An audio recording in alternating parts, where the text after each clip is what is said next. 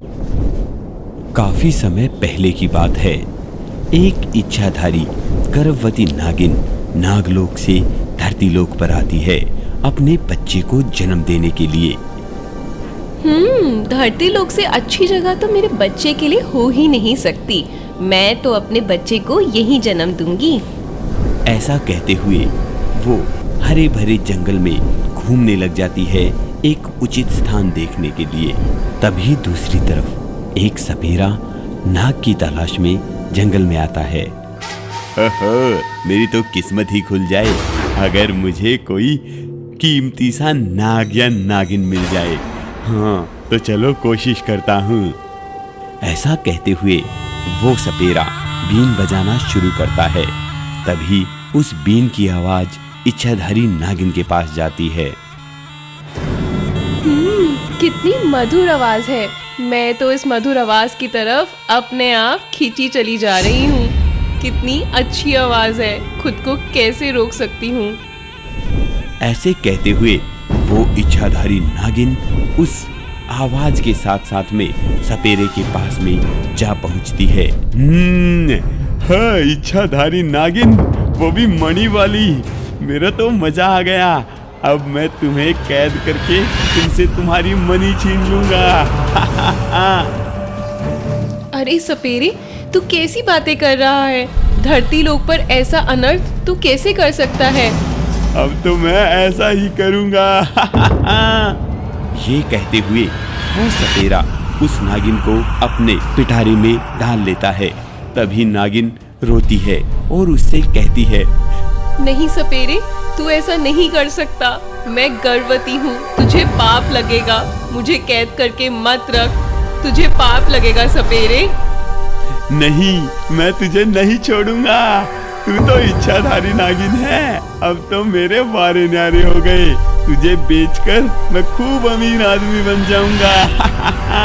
नहीं सपेरे, ऐसा मत कर ऐसा सपेरे। पर सपेरा नागिन की एक नहीं सुनता और उसे पकड़कर अपने घर पर ले जाता है।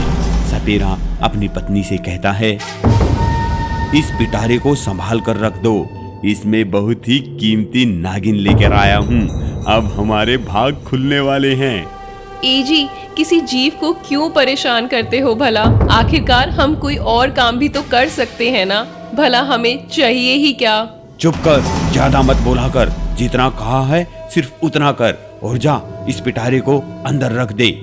इतने में सपेरे के घर में दो राक्षस आ जाते हैं जो इच्छाधारी नागिन का पीछा कर रहे थे। सपेरे, हमें पता है तूने इच्छाधारी नागिन को पकड़ लिया है। हमें इच्छाधारी नागिन दे दे सपेरे। कौन हो तुम? और मेरे पास कोई इच्छाधारी नागिन नहीं है। मैं तुम्हें कुछ नहीं दूंगा। तुम अपनी जान की सलामती चाहते हो सपेरे, तो हमें नागिन दे दो। वो दिखने में काफी भयानक राक्षस जब सपेरे से इच्छाधारी नागिन को मांग रहे थे तो सपेरे की पत्नी दूर खड़ी ये सब सुन रही थी। तभी सपेरे की पत्नी ने उस पिटारे को खोल दिया और इच्छाधारी नागिन को उससे बाहर निकाल दिया। हे देवी, तुम मुझे आजाद क्यों कर रही हो? ऐसा क्यों कर रही हो तुम? देखो, तुम गर्भवती हो। वैसे भी ऐसे समय में मेरे पति ने तुम्हें बहुत कष्ट दिया है। हो सके तो मेरे पति को माफ कर देना और तुम तुरंत यहाँ से चली जाओ, नहीं तो ये राक्षस तुम्हें मार डालेंगे। हाँ, सही कहती हो तुम। मैं तुम्हारा ये उपकार जिंदगी भर नहीं भूलूंगी। ऐसा कहते हुए इच्छाधारी नागिन वहां से चली जाती है। इच्छाधारी नागिन को जाता हुआ देखकर राक्षसों को गुस्सा आ जाता है। वो सपेरे की पत्नी को उठाते हैं और उसे जमीन पर पटक कर उसे मार देते हैं। ये देखकर सपेरा भी रोने लग जाता है। हे भगवान, ये क्या हो गया? मेरे लालच के कारण मेरी पत्नी मर गई। अब मैं क्या करूंगा? मैं इन राक्षसों को छोड़ूंगा नहीं।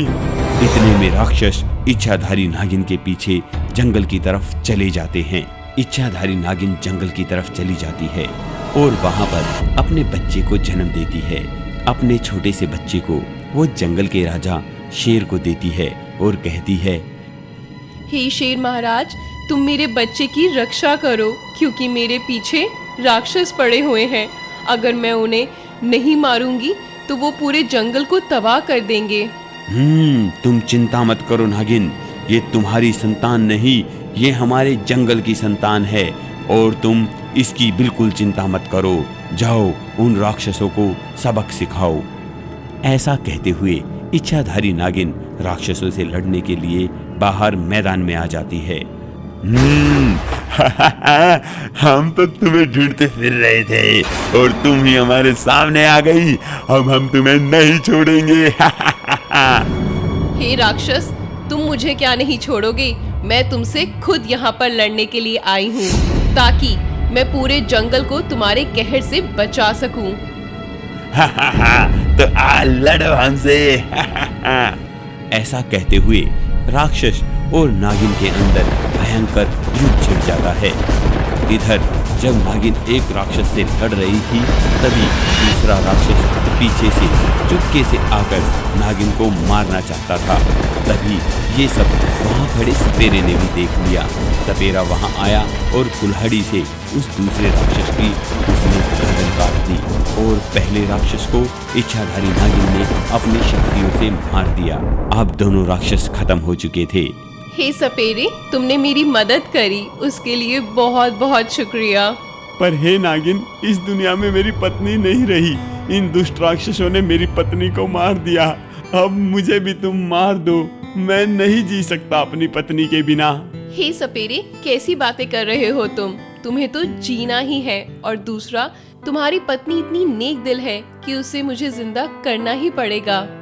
और ऐसा कहते हुए इच्छाधारी नागिन ने अपनी शक्ति से सपेरे की पत्नी को दोबारा जिंदा कर दिया। अब सपेरा और उसकी पत्नी दोनों खुश थे और इच्छाधारी नागिन अपने बच्चे को लेकर वापस नागलोक चली गई।